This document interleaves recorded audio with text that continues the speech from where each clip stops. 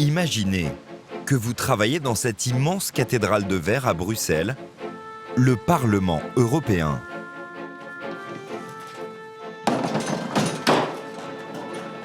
Et une fois par mois, vous devez déménager pour 4 jours, à près de 500 km de là.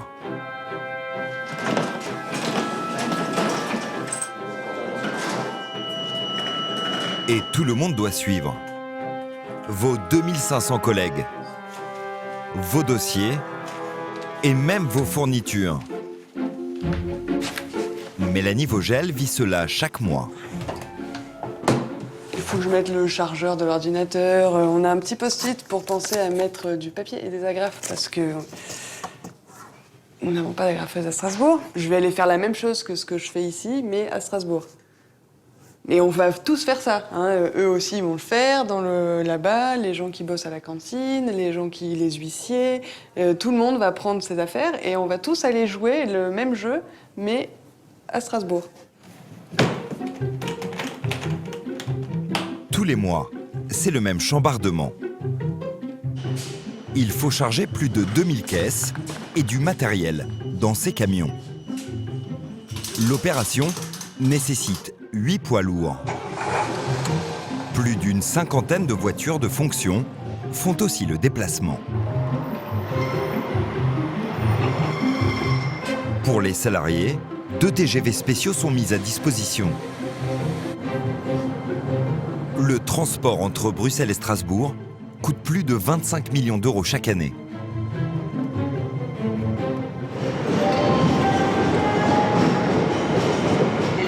Après 3 heures de voyage, le train spécial arrive en gare de Strasbourg. Voici le 2e siège du Parlement européen. Et pour un bâtiment occupé seulement 4 jours par mois, l'Europe n'a pas lésiné sur les moyens.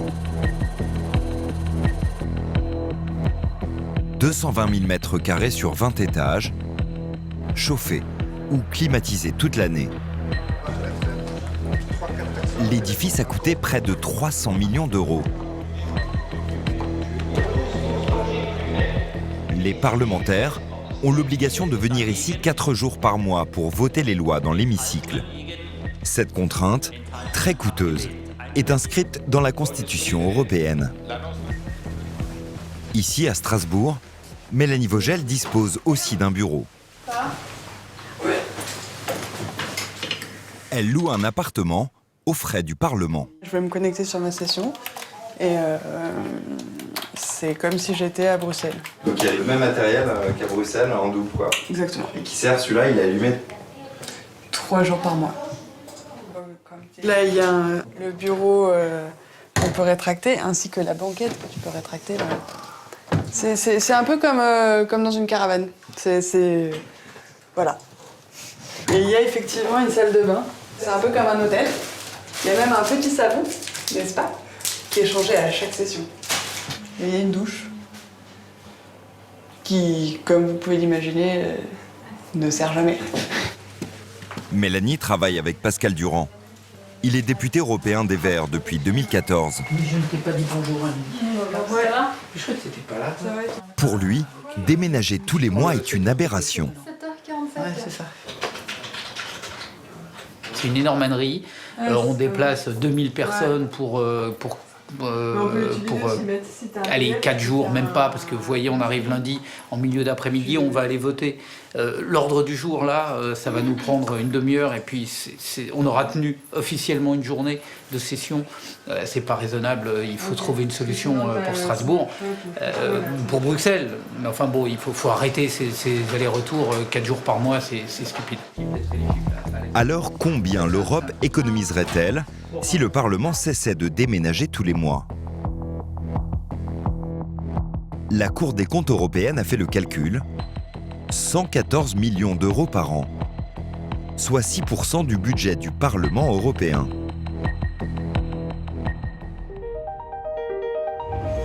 L'Union européenne, c'est une quarantaine de bâtiments somptueux, dessinés par des architectes de renom. Des matériaux précieux, du personnel aux petits soins. À Bruxelles, rien n'est trop beau pour l'Europe. Tirer et on va la faire voler. Ça peut pas toucher, hein. Et on pousse, voilà. Salaire, indemnité, élus et fonctionnaires bénéficient d'avantages confortables. Aujourd'hui, on finit grosso modo autour de 9 000 € net. La France compte 74 députés européens. Le sont-ils tous, par conviction? La présence au Parlement européen sert de lot de consolation pour un certain nombre d'hommes ou de femmes politiques français. Bruxelles, un théâtre de pouvoir, de rivalité et d'ambition. Nous avons, c'est vrai, le pouvoir de l'idée, le monopole de l'initiative, le rôle d'impulsion. En coulisses, se livrent des guerres féroces. La Commission européenne, avec Andriukaitis, le commissaire, il a été minable. La frontière entre intérêts personnels et privés n'est pas toujours claire. Mais vous êtes lobbyiste ou parlementaire? Quand j'ai un conflit d'intérêts,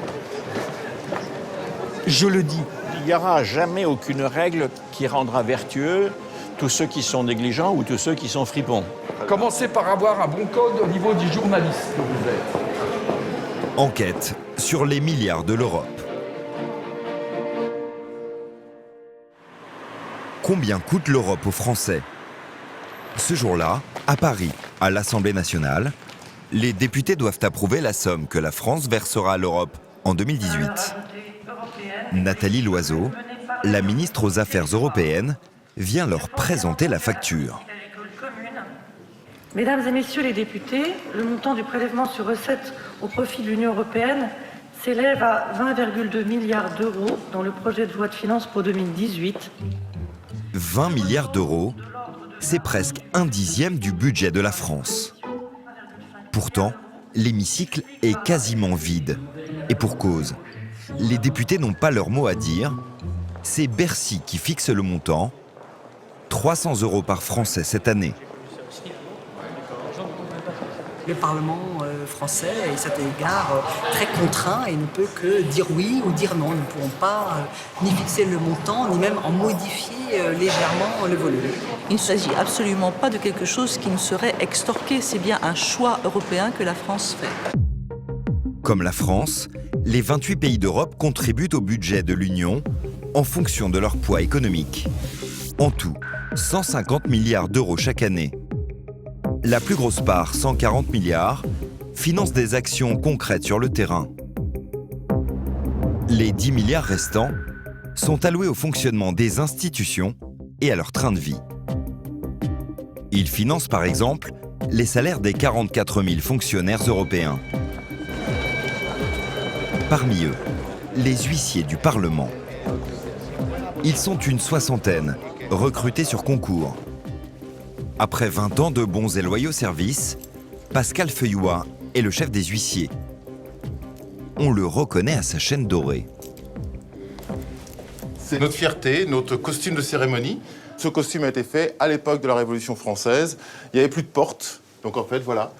Les huisseries, d'où le mot huissier.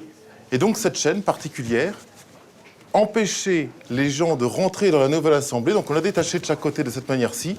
Et on la suspendait à la porte pour montrer qu'il n'y avait pas d'accès. L'huissier débute chaque journée par une tournée d'inspection réglée au millimètre.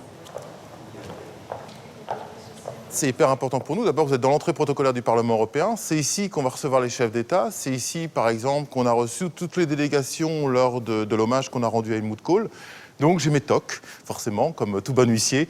Donc c'est vraiment être sûr que les cordons rouges sont tous mis de la même manière, que chaque poteau est mis entre 3 carrelages, que la moquette n'est pas abîmée, qu'elle n'est pas tachée. En moyenne, un huissier gagne 5 000 € net par mois. Voilà, vous mettez les heures de jour comme d'habitude. Le français, il est où? Ce sont les seuls fonctionnaires à pouvoir pénétrer dans l'hémicycle. Leur prestation est digne d'un hôtel de luxe. Et là maintenant, vous avez mes collègues qui sont en train de préparer la plénière donc, qui va s'ouvrir à 9 h. On fait en sorte que le député n'est pas soucié de prise de documents, que le député n'est pas soucié s'il a besoin d'un verre d'eau, qu'il n'est pas soucié s'il a besoin de n'importe quel service, qu'on soit disponible pour lui. Les huissiers ont appris à connaître les petites habitudes de chacun. Comme celle des présidents de séance. Ils ont leur petite connaissance, voyez-vous, eau plate, eau pétillante. Donc on sait quelle personne prend de l'eau plate, quelle personne prend de l'eau pétillante. Et mon collègue est en charge tous les lundis à 16h de vérifier que le coussin du président est bien posé sur son siège, parce qu'en fait c'est un siège qui doit être rehaussé. Et ce petit coussin-là est rangé après chaque session pour pas qu'on nous le vole. Donc pour nous c'est important que le coussin soit toujours placé. Donc la séance est imminente. Différence entre le président et les vice-présidents. 4 huissiers pour faire une haie d'honneur pour une vice-présidente ou un vice-président. 6 huissiers pour le président. Donc là, on est en place. Qui a décidé de ces codes? Ça, c'est le code du protocole.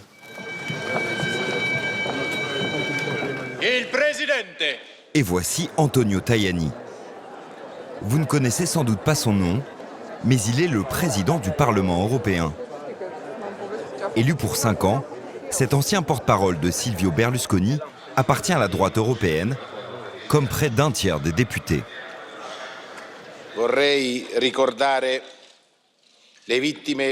Le président s'exprime dans sa langue natale. Par souci d'égalité, l'Europe n'a pas choisi de langue officielle. Elle en reconnaît 23, et cela a un prix.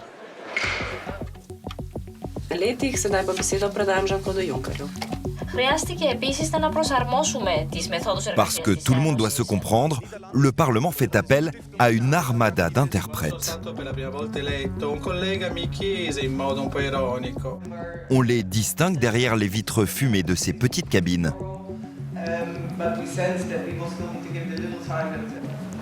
Serge Levenec dirige les interprètes français. Il exerce depuis plus de 30 ans au Parlement européen. Moi, je travaille à partir de l'allemand, de l'anglais, de l'italien et de l'espagnol, vers le français. Avant chaque session, il doit se familiariser avec le sujet du jour. Et même en français, c'est difficile à comprendre. Donc là, j'ai téléchargé tous les documents de la réunion. Et c'est sur une recommandation autorisant l'ouverture de négociations relatives à une convention instituant un tribunal multilatéral chargé du règlement des différends en matière d'investissement. Voilà. Dans les cabines, une quarantaine d'interprètes sont à leur poste.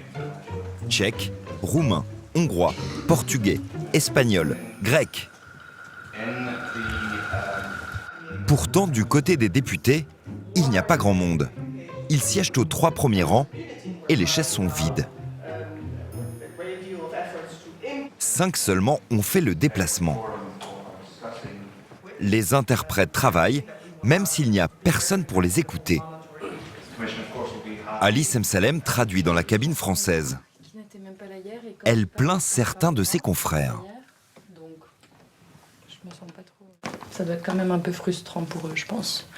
Nous, en cabine française, on a quand même souvent au moins une personne, un assistant ou quelqu'un au secrétariat, ou voilà, quelqu'un à qui on peut se raccrocher pendant la journée, essayer vaguement de le regarder pour instaurer un semblant de communication totalement fictif. Mais ouais, je pense qu'il y a des cabines qui travaillent dans le vide parfois. Voilà. Mais c'est peut-être pas forcément un très bon truc à mettre dans un... L'interprète est un peu gêné. Des réunions comme celle-ci, il peut y en avoir une centaine par jour. Bien, chers collègues, il n'y a que des femmes pour l'instant d'ailleurs dans la salle. Elle mobilise jusqu'à 1000 interprètes. La plupart sont employés à la journée pour 420 € net. Il y a en plus 250 fonctionnaires salariés. Aujourd'hui, un fonctionnaire démarre à 3 500 € par mois, net. Et puis ensuite, ça grimpe tout doucement au fil des années. Alors ça grimpait plus vite, fut un temps, ça grimpe un peu plus doucement aujourd'hui. C'est comme partout, hein, la crise a touché partout. Et voilà. Mais disons que c'est surtout... On finit sa carrière à quel salaire quand on a... Ça dépend. Aujourd'hui, on finit grosso modo autour de 9 000 € net. Est-ce qu'on pourrait imaginer et de gérer tous ces débats dans 3 langues officielles? On peut tout imaginer. On peut tout imaginer. Essayez de convaincre un député français que les 3 langues officielles du Parlement européen seront l'estonien, le maltais et le hongrois. Vous verrez le résultat tout de suite. En plus de leur salaire, les 44 000 fonctionnaires de l'Europe ont droit à des primes, selon leur situation familiale. 6 semaines de congé et une retraite équivalente à 70% du dernier salaire. Au total, il coûte chaque année près de 4,5 milliards d'euros au budget de l'Europe.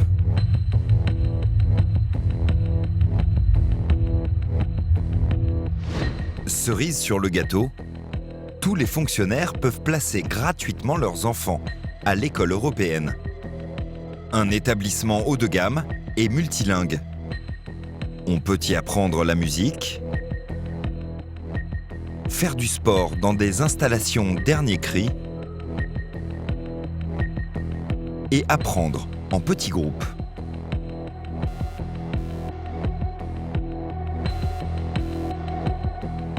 Plus de 15 000 enfants de fonctionnaires sont scolarisés pour un coût total de plus de 200 millions d'euros par an.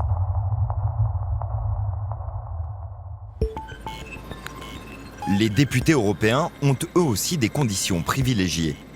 Ils sont parmi les parlementaires les mieux rémunérés d'Europe. Nous retrouvons Pascal Durand.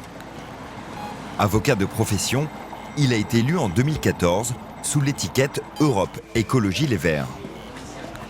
Bonjour monsieur. Comme tous les députés, ses bureaux sont spacieux. Et voilà. Salut. Ça va? Il dispose d'un budget de 22 000 euros par mois pour rémunérer ses assistants parlementaires. Il n'y avait pas de métro du tout. On avait Ses journées commencent à 8h30. tout à l'heure. Le travail que je fais en tant que député est largement équivalent à ce que je faisais en tant qu'avocat en termes de charge de travail, en termes de pression, en termes de... c'est quasiment la même chose. Pour le 24 octobre.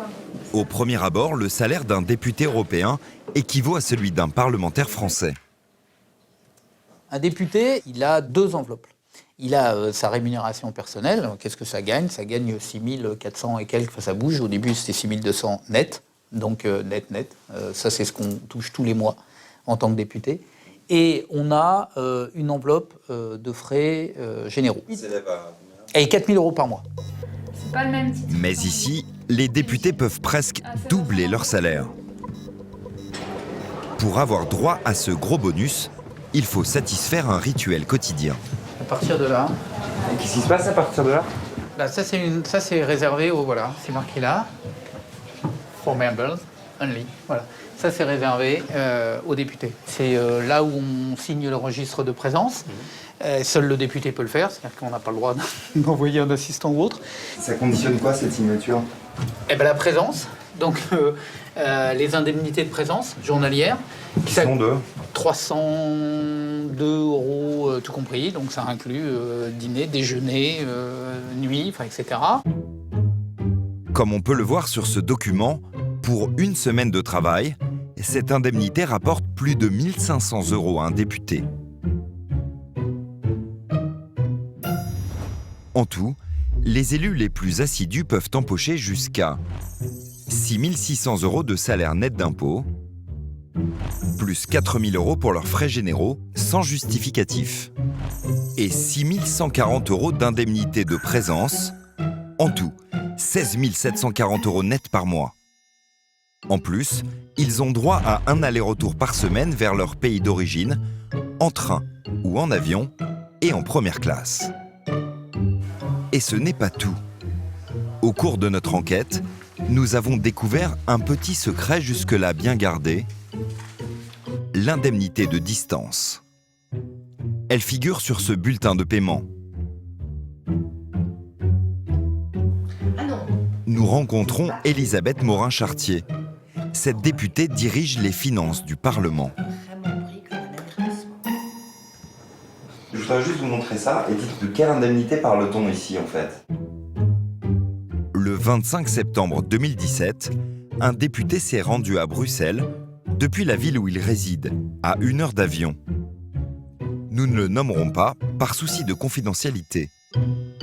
Pour ce voyage, il a perçu une indemnité de distance de 330 euros qui vient s'ajouter au remboursement de ses frais de transport. comme son billet d'avion par exemple. C'est une indemnité de distance qui permet de venir jusqu'au Parlement européen. Donc ça dépend. Oui.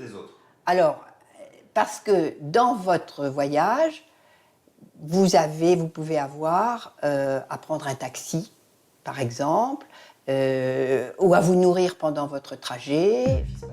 Qu'il ait dépensé de l'argent ou pas durant son trajet, le député perçoit ses 330 € d'indemnité sans avoir à produire le moindre justificatif.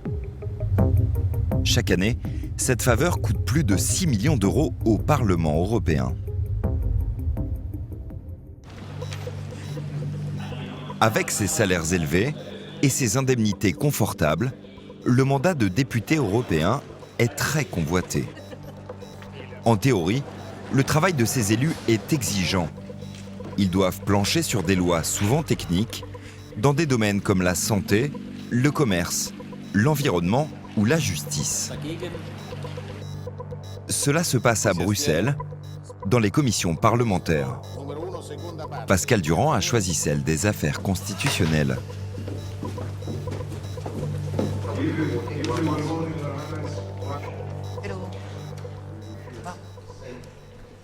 Nous avons un vote sur le transport, le rail, et nous avons un vote beaucoup plus important sur, et ça c'est très très important, Eurojust, la création d'une agence pour la justice criminelle, c'est-à-dire la lutte contre le terrorisme, la lutte contre la grande criminalité. Voilà, j'ai mis ma carte de vote, mon nom apparaît, il y a une petite lumière verte, donc voilà, on est prêt à voter. Si certains députés sont très assidus, d'autres ne sont jamais présents. Les élus ne sont pas obligés de participer aux commissions. Les commissions, tout ce qu'on fait ici, qui est vraiment le cœur du travail, c'est toute la préparation des votes en plénière. Donc tout ce travail-là, en fait, il n'y a pas de contrôle réel ni de présence. Mais c'est là que ça se passe. Et si les vrais contrôles devaient avoir lieu, ça serait ici.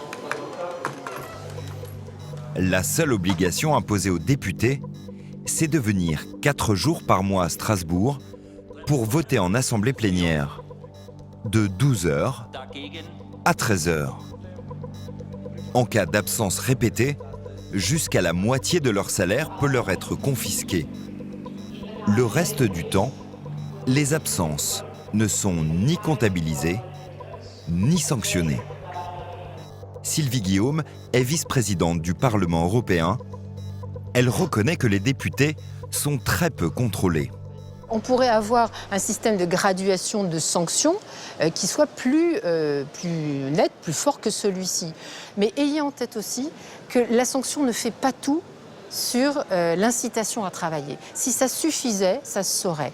Et donc il y a des questions d'éthique personnelle et il y a des questions de conviction dans ce qu'on fait. Alors, comment quantifier le travail d'un élu européen ? C'est la spécialité de l'association VoteWatch. Pour elle, le meilleur indicateur est le nombre de rapports parlementaires rédigés par chacun. Nous avons fait le calcul, pays par pays. Les plus productifs sont les Finlandais, avec 1,13 rapports par an et par élu. L'Allemagne affiche un score de 0,43. Elle est suivie de l'Italie avec 0,38. La France est à la traîne, avec seulement 0,27 rapports par député et par an. Pourquoi les élus français sont-ils si peu productifs ? Nous avons posé la question à Alain Lamassoure. Député européen depuis 18 ans, sa réponse est surprenante. Parce qu'en tant que député européen, nous ne sommes jamais invités par vous, par les grands médias nationaux. J'ai été porte-parole du gouvernement sous gouvernement Alain Juppé. En tant que tel, j'étais présent plusieurs fois par semaine dans les journaux télévisés des grandes chaînes. Puis j'ai passé 15 ans au Parlement européen. En 15 ans, j'ai été invité une seule fois par la 3. C'était Soir 3, à l'époque Marie Drucker, à 23h30. Donc voilà, alors pourquoi passer ses jours et ses nuits à travailler au Parlement européen si c'est au prix d'une sorte d'ascèse médiatique. Parmi les 74 députés français, beaucoup d'ex-stars de la politique qui se retrouvent aujourd'hui dans l'ombre. À droite, Michel Alliot-Marie, Nadine Morano ou Rachida Dati. À gauche, Vincent Peillon ou José Bové. À l'extrême droite, Bruno Gollnisch ou Jean-Marie Le Pen. La plupart ont été élus en 2014, après avoir été battus aux législatives de 2012. Il est incontestable que la présence au Parlement européen sert de lot de consolation pour un certain nombre d'hommes ou de femmes politiques français qui ne rêvent que de revenir dans la politique nationale. C'est ce qui s'est passé chez les Républicains en 2014. C'est ce qui s'est passé dans tous les partis politiques français en 2014 et dans tous les partis successifs auxquels j'ai successivement appartenu. Alors, j'en ai profité. Puisque j'ai été élu. Il existe un classement dans lequel les parlementaires français sont champions.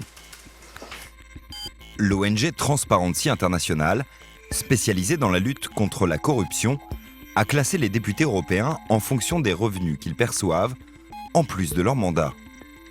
Parmi les 6 premiers, 3 Français. Renaud Muselier déclare plus de 140 000 € par an. Il faut dire qu'il cumule les fonctions. Il est aussi président de la région PACA et actionnaire de plusieurs cliniques à Marseille. Rachida Dati est avocate d'affaires. Elle conseille des sociétés privées pour plus de 190 000 € par an.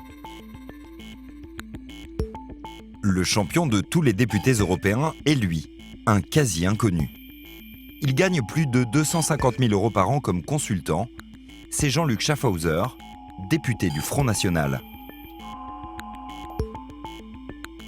Il a installé son entreprise de conseil très loin de Bruxelles, dans le Golfe Persique, à Dubaï, un paradis fiscal. Selon sa déclaration d'intérêt, il conseille 2 entreprises de sécurité privée, Losberger et ICTS, pour 20 000 € par mois au total. Mais qui est Losberger, l'entreprise franco-allemande pour laquelle travaille le député européen? D'après cette vidéo promotionnelle, la société est spécialisée dans le soutien logistique en terrain de guerre ou de crise humanitaire. Son directeur, Philippe Doucet, nous explique sans détour, par téléphone, l'intérêt de s'offrir les services d'un député européen. Vous savez, dans le cadre des relations qu'il a, lui, il a un certain nombre d'informations qui lui arrivent sur des besoins qui sont exprimés. Et donc, voilà. Quoi. Et le fait qu'il soit parlementaire européen, ça vous intéresse Nous, on lui fait passer des messages quand on travaille pour l'Europe. Et récemment, on vient de lui faire passer un message sur un contrat qu'on a avec l'Europe en disant attention, on est sur la Somalie, c'est un dossier difficile, faites passer le message que nos entreprises souffrent là, voilà. Bon, Schaffhauser, il a l'avantage, c'est qu'il est en Alsace et notre usine est en Alsace. Donc il est doublement concerné parce que localement, lui, il est député en Alsace, quoi. D'accord. Jean-Luc Schaffhauser confondrait-il mandat politique et intérêt privé? Il n'a pas répondu à nos demandes d'interview, alors nous profitons d'une session du Parlement à Strasbourg pour l'interpeller. Monsieur Schaffhauser, bonjour, je suis Stéphane Girard de France 3. Oui. J'ai essayé de vous rencontrer plusieurs fois pour une demande d'interview. Je fais un sujet sur le Parlement européen et je m'intéresse notamment aux activités extra-parlementaires des députés français. Et je voudrais aimer savoir pourquoi vous travaillez pour Losberger, ICTS et tout ça, et quel est votre rôle auprès de ces compagnies? Écoutez, tout est dans ma déclaration. Si chacun des députés faisait autant que moi dans une transparence absolue, eh bien, nous n'aurions pas eu les problèmes que certains d'ailleurs parlementaires français ont eu, qui souhaitaient être ministres. Donc, je suis d'une transparence totale et je n'ai rien d'autre à dire. Alors, monsieur que c'est bon pour la démocratie et qu'il faut aller dans ce sens-là. Voilà. Monsieur Doucet de Los Bergers m'a dit que quand il avait des messages à faire passer à l'Europe, il venait vers vous. Est-ce que vous êtes lobbyiste ou parlementaire? Mais si, c'est ce qu'il m'a dit. Faux. Mais vous êtes lobbyiste ou parlementaire? C'est complètement faux. Et quand j'ai un conflit d'intérêts, je le dis. Nous avons vérifié. Jean-Luc Schaffhauser appartient à la Commission des Affaires étrangères. Dans ce cadre, il a participé à la rédaction d'un rapport parlementaire sur les sociétés de sécurité privée. A-t-il déclaré qu'il était rémunéré par l'une d'entre elles? Nous avons joint par téléphone l'assistant parlementaire belge qui a retranscrit l'intégralité des échanges de la commission. J'ai été interrogé M. Schaffhauser, qui me dit qu'il a précisé au moment du rapport qu'il travaillait pour des sociétés privées. Ça me dit rien du tout qu'il a fait ça. J'étais toujours là et j'ai pas de souvenir qu'il a dit ça, non. Jean-Luc Schaffhauser n'aurait donc pas déclaré son conflit d'intérêts.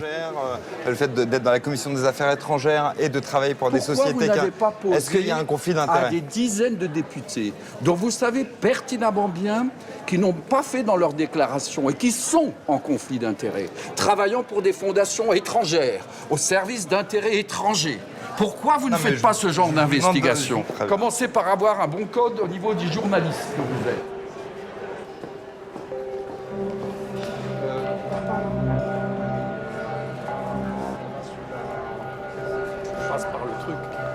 Pourtant, l'article 2 du Code de déontologie des députés est très précis.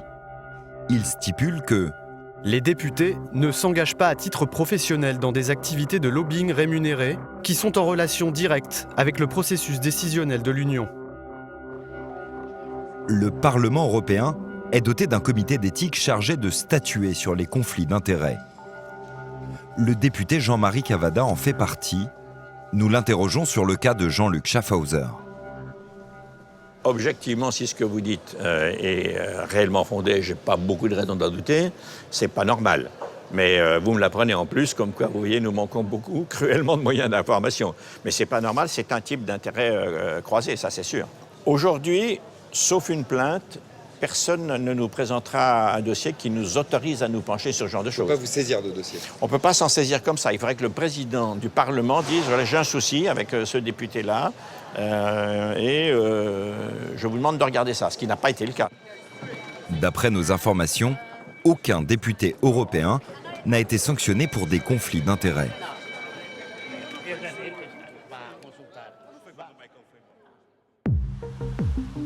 Avec ses 750 députés, ses 6800 fonctionnaires et ses 2 milliards d'euros de budget, le Parlement a-t-il des pouvoirs à la hauteur de ses moyens? Il n'est pas seul à décider du destin de l'Europe. À Bruxelles, à 2 pas du Parlement, la Commission européenne est l'autre poids lourd de l'Europe. 33 000 fonctionnaires et 28 commissaires autour de Jean-Claude Juncker, le président. Il y en a un par État, c'est l'équivalent du gouvernement de l'Europe.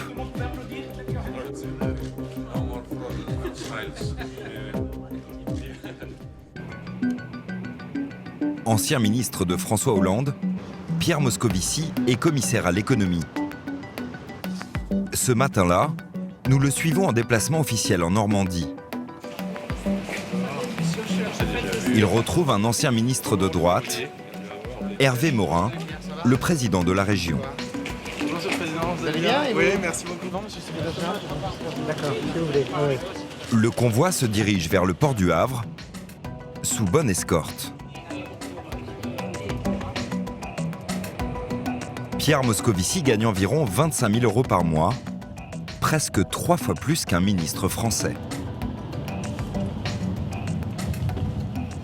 C'est un rôle qui est, je crois, extrêmement convoité parce qu'il est tout à fait enviable. C'est un poste où vous me demandiez tout à l'heure qu'est-ce que je préfère, ministre des Finances ou commissaire européen, quelle est la plus grande influence.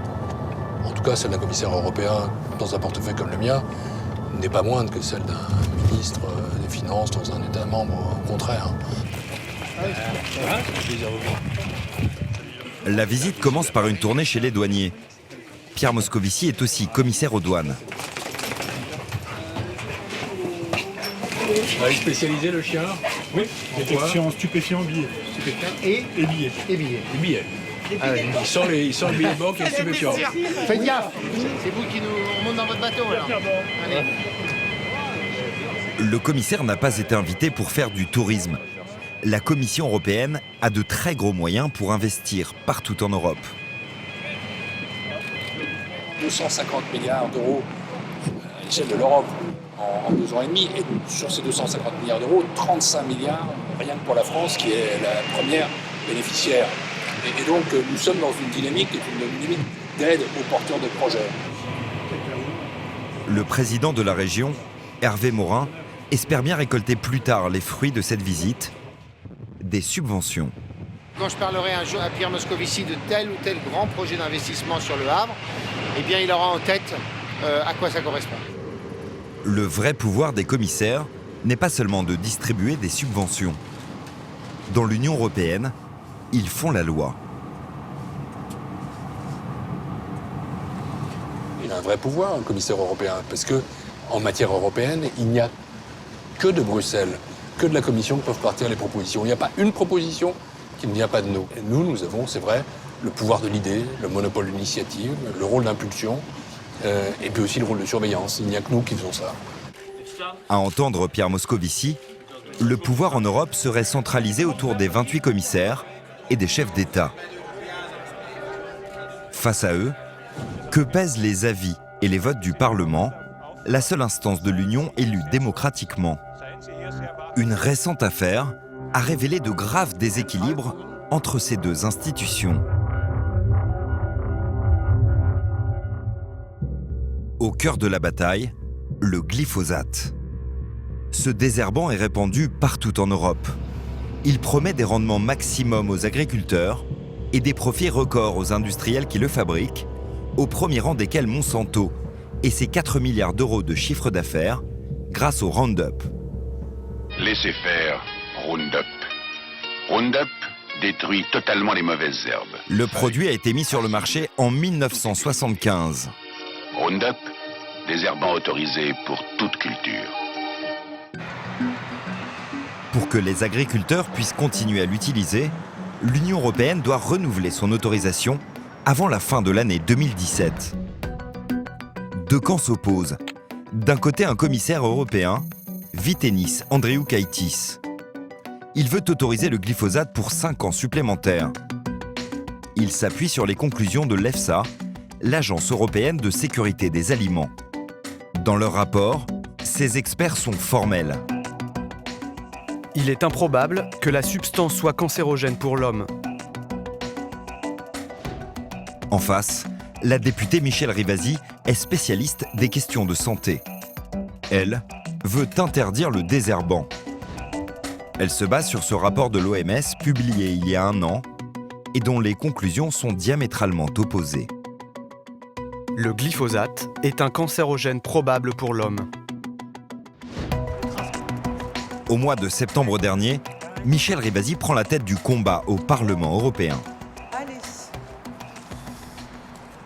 L'objectif, c'est de sensibiliser, je dirais, à la fois l'opinion publique, mais aussi les élus, qu'il y a un gros problème sur cette autorisation du glyphosate.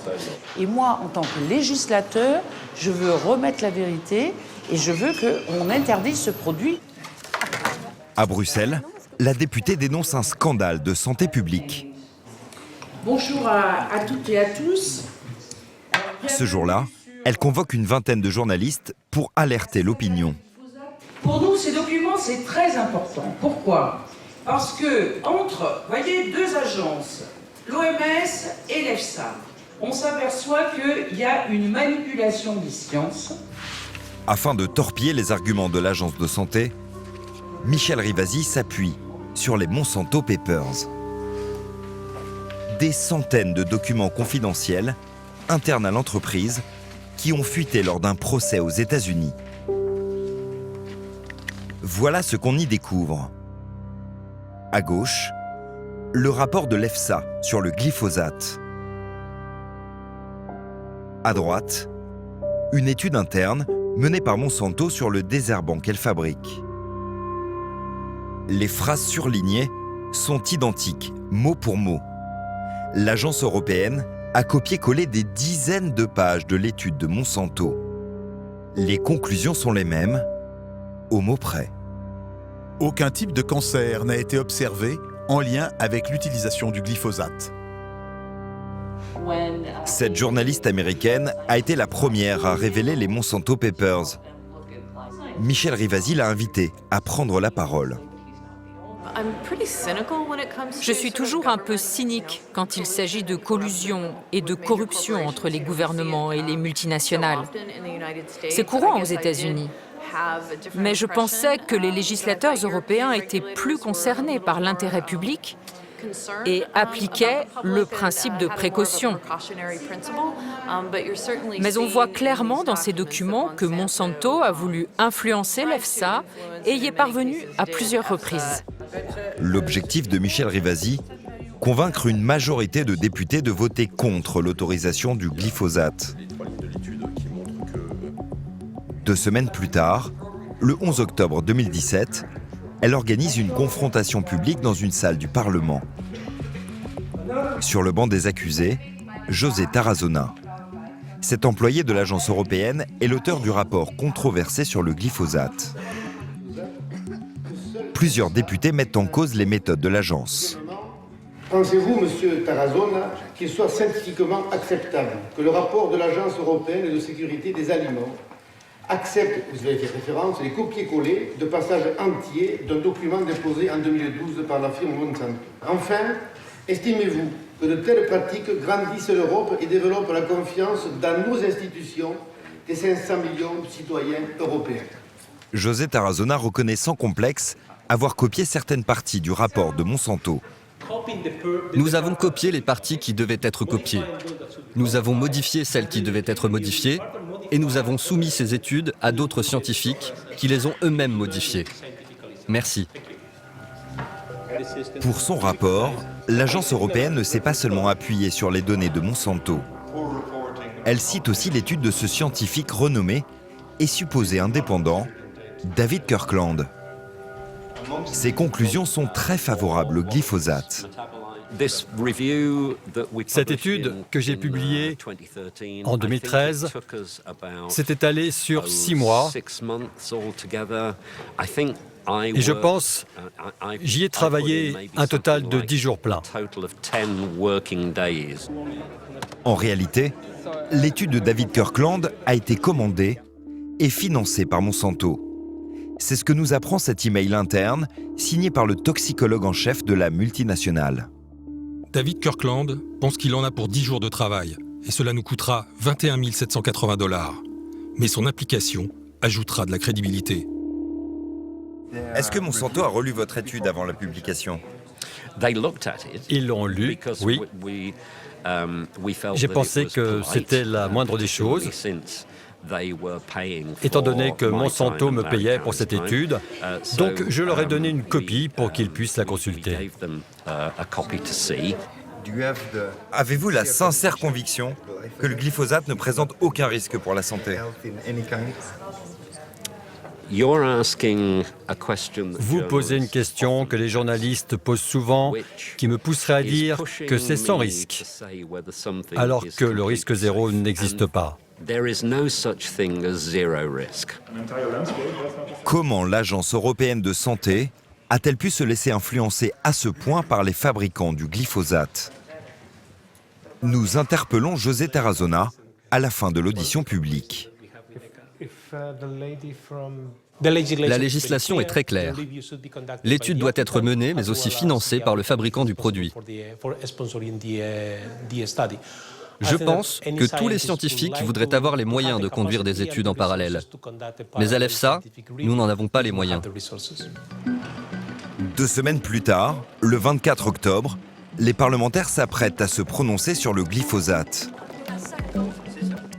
Michel Rivasi espère obtenir l'interdiction dans 5 ans. Non, c'est pas le renouvellement. C'est pas le renouvellement, c'est... Et tu vois, toi-même, tu te plantes là-dessus. C'est l'interdiction. Ça va être très juste.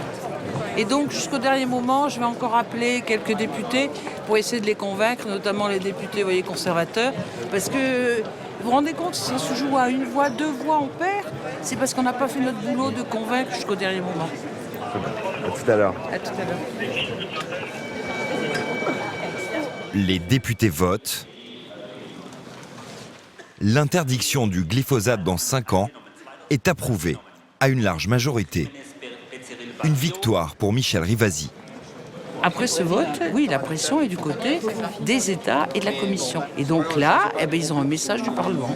S'ils n'en tiennent pas compte, ça veut dire qu'ils ne sont pas sensibles, si vous voulez, à l'alerte qui est faite par les citoyens européens et par les parlementaires. La Commission va-t-elle suivre le vote des parlementaires ? Dans la Constitution européenne, rien ne l'y oblige. Un mois plus tard, le 27 novembre, le commissaire Vytenis Andriukaitis propose aux États membres de renouveler l'autorisation du glyphosate pour 5 ans. Il n'a donc pas tenu compte du vote du Parlement, ni de la pétition citoyenne d'1 300 000 signatures demandant l'interdiction de l'herbicide.